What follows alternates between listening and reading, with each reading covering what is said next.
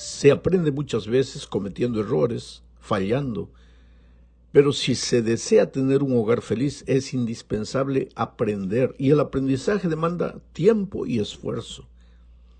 Por eso yo siempre digo que el matrimonio es la única escuela donde te matriculas, inicias los estudios, pero no te gradúas nunca. Esta escuela, la escuela del matrimonio, está hecha de perdón, pedir perdón, dar una nueva oportunidad, retroceder, reconocer los propios errores, creer en la otra persona y ayudarse mutuamente. El problema es que al entrar el pecado al mundo, se deformó el carácter de Dios en el ser humano. Y la base de ese carácter deformado es el egoísmo. Somos egoístas por naturaleza. Y necesitamos el poder transformador del Evangelio para cambiar el carácter y edificar un hogar feliz. Como somos egoístas, pues los conflictos están presentes en el día a día de todas las familias. Algunos son conflictos llevaderos, pequeños, soportables, pero otros se transforman en conflictos graves y demandan atención y esfuerzo para resolverlos. Es aquí donde entra el consejo divino de Proverbios 19:11. Dice: la cordura del hombre detiene su furor, y su honra es pasar por alto la ofensa. ¿Sabes? En el Brasil, el pueblo repite este concepto en otras palabras que se han hecho un dicho popular. Cuando uno no quiere, dos no pelean.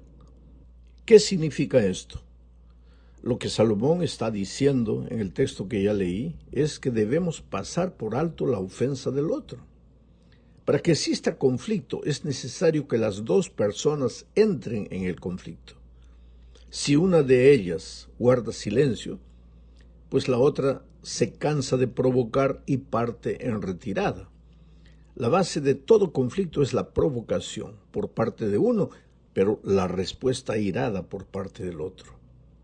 Salomón ilustra el inicio de cualquier conflicto con una figura de la naturaleza. Mira lo que dice Proverbios 17:14.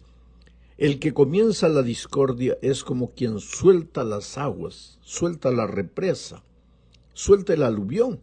El que comienza la discordia es como quien suelta las aguas. Deja pues la contienda antes que se enrede. El otro día un hombre me dijo: pero pastor, si yo me quedo callado, mi esposa se va a acostumbrar a ganar. Va a decir lo que quiera y finalmente va a creer que porque me callo, ella siempre tiene la razón. Y es verdad, existe ese riesgo. Es necesario dialogar. Cuando hay un conflicto hay que colocar las cosas en la mesa, pero no en la hora del conflicto, porque en la hora del conflicto reaccionas casi irracionalmente para defenderte, no para defender tus ideas. Hay que dialogar, pero cuando los ánimos estén calmados. Entonces no sueltes la represa, no sueltes el aluvión. Cuando alguien te provoca, pues quédate callado hasta que pase la rabia, la ira, la impaciencia, lo que quieras llamarle, ya con cabeza fría, porque siempre entre los esposos hay un momento de tranquilidad, de sosiego, de paz. En ese momento, ahí es cuando tienen que dialogar sobre el asunto. Bueno, vamos a la segunda parte. Aquí comentaremos acerca de 3 principios que pueden ser aplicados en la vida familiar para resolver los conflictos. El primero lo encontramos en Colosenses capítulo 3, versículo 13. Dice: soportándoos unos a otros y perdonándoos unos a otros, si alguno tuviere queja contra otro, de la manera que Cristo os perdonó, así también hacedlo vosotros. Sabes, la vida de un matrimonio feliz está tejida de perdón. Perdón del uno hacia el otro.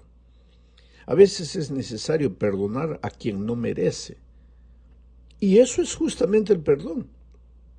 Porque si la otra persona mereciera el perdón, entonces el perdón no sería perdón, sería simplemente retribución por algo que el otro merece.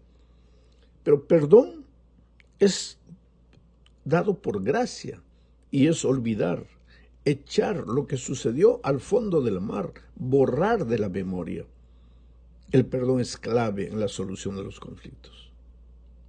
Bueno, el segundo principio para la convivencia feliz de una pareja, de una familia, lo encontramos en Romanos 3:23. Dice, por cuanto todos pecaron y están destituidos de la gloria de Dios.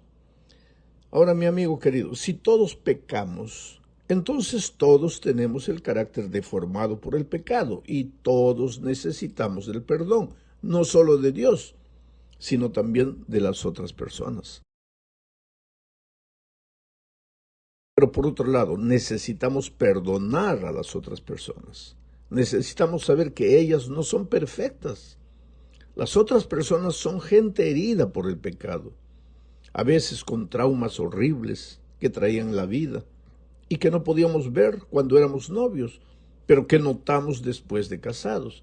Y necesitamos que el amor redentor de Cristo pueda usar nuestro pobre amor humano como un instrumento de redención y crecimiento del cónyuge. Finalmente, el tercer principio está en Filipenses 2, 4 al 8.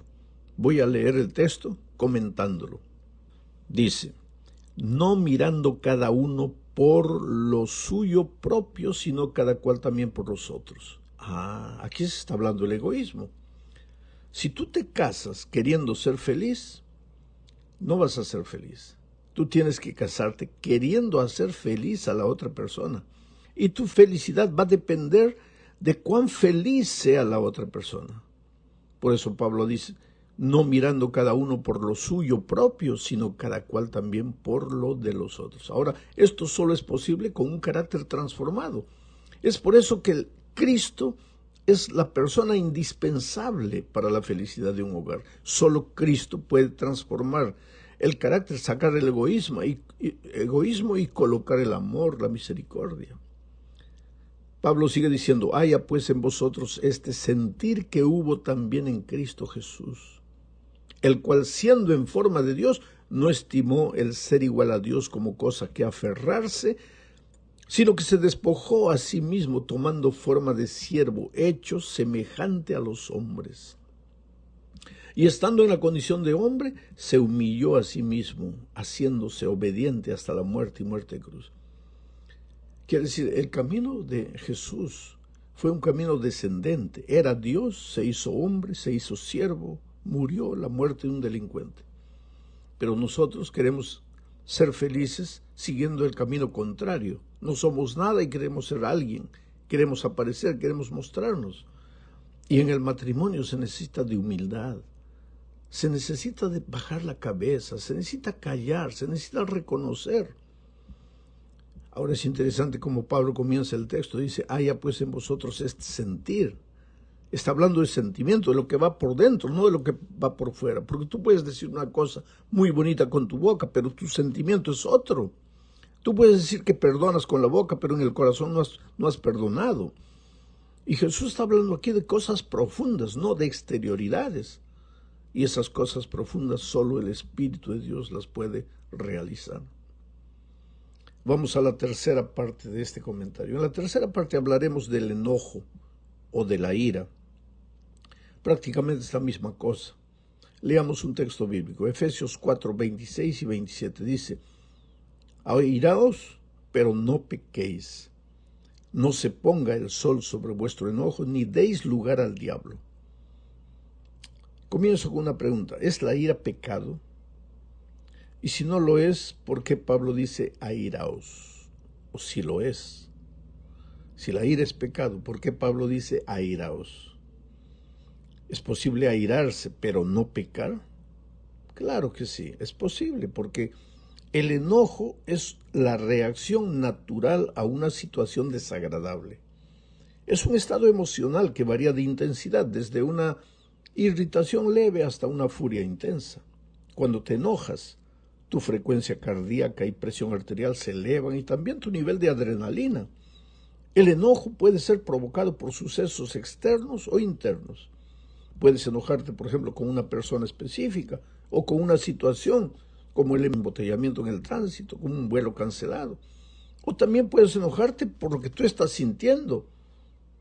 Lo que necesitas saber es que sentir la emoción llamada enojo no es pecado. El pecado va a depender de la manera como lidias con esa emoción. La forma natural e instintiva de expresar el enojo es responder de la misma manera agresiva, atacar, ofender, gritar. Allí estás en el acto pecaminoso. Allí caes en el acto pecaminoso. O entonces cuando permites que ese sentimiento se anide en tu corazón y se transforma en rencor, ahí estás cayendo en el pecado. Nadie puede vivir atacando físicamente o verbalmente a cada persona u objeto que lo irrita o lo molesta. Es necesario saber administrar la ira.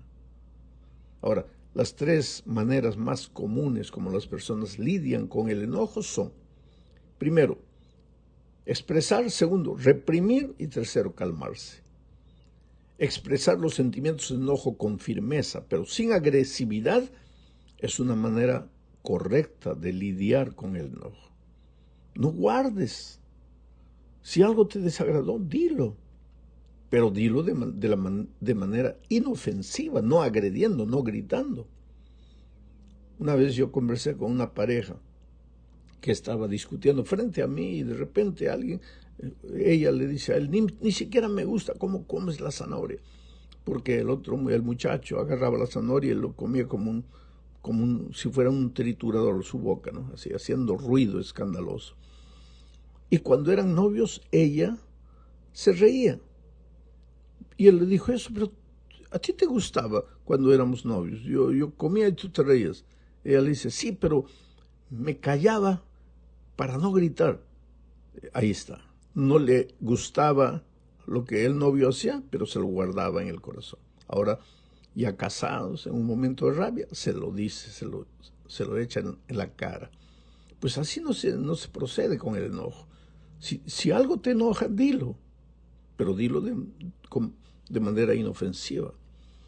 Para hacer esto debes tener claro las razones de por qué te estás enojando. Saber expresar esas razones sin lastimar al otro.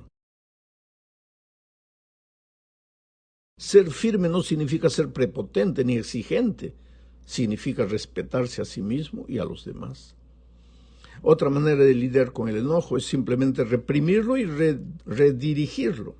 Quiere decir, contienes tu enojo, dejas de pensar en la razón y te concentras en hacer algo positivo. Sales a caminar, a correr, hasta que te pase ese sentimiento de desagrado. O entonces se escucha música relajante, himnos, cualquier cosa. El peligro de este tipo de respuesta, de guardar el enojo, de no decir las razones, es que no exteriorizas lo que sientes y la frustración se queda dentro de ti y puede causar hipertensión presial, arterial, en fin, hasta te puede llevar a la depresión. El enojo no expresado puede generar otros problemas, como por ejemplo desquitarte con las personas indirectamente, nadie piensa que es porque estás enojado, pero lo estás haciendo por eso. No dices el motivo.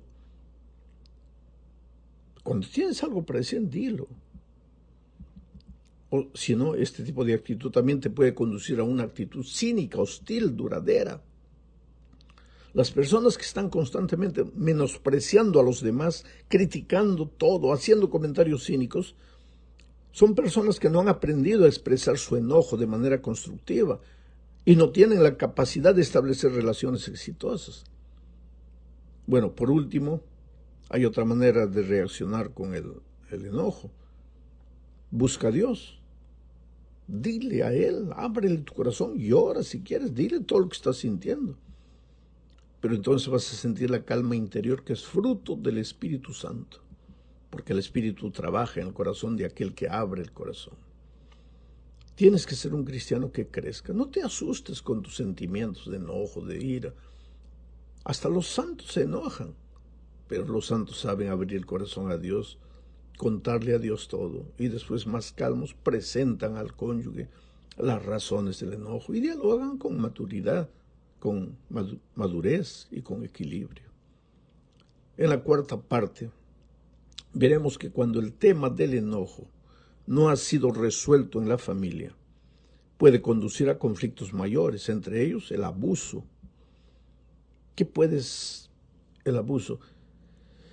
Yo te pregunto de esta manera, ¿qué puede ser el abuso? El abuso físico, el abuso emocional, el abuso psicológico. ¿Qué puede ser? Nada más que la expresión equivocada de algo que estás sintiendo dentro y que no te gusta. Sabes que ningún tipo de abuso es justificable. Es verdad que vivimos en un mundo de pecado donde la injusticia y la violencia son parte del peregrinaje de este mundo de dolor.